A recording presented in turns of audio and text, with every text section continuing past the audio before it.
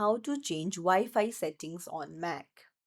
Hey everyone, welcome back to the channel. If you are new here, don't forget to hit the subscribe button and turn on the notification bell to not miss any updates. So, do you need to update your Wi-Fi settings on your MacBook?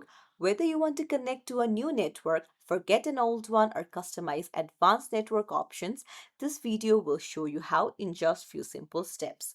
So, firstly, open up the settings and then you need to head over to Wi-Fi at the very top. So make sure that your Wi-Fi is turned on.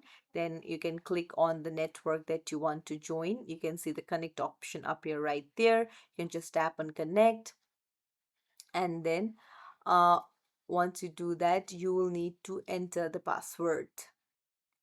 So once you have entered the password, it will show that it is connected.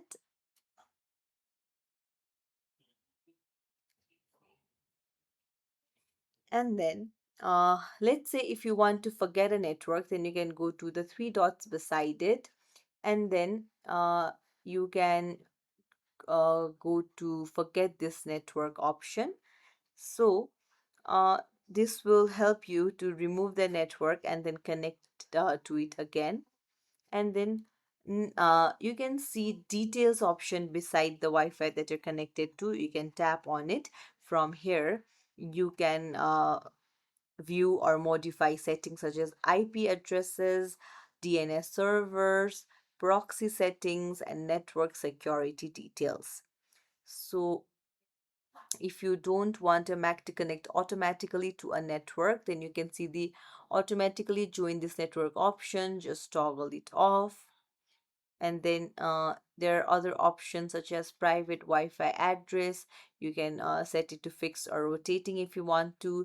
You can toggle on low data mode if you want to reduce Mac data uses over specific Wi-Fi networks that you select.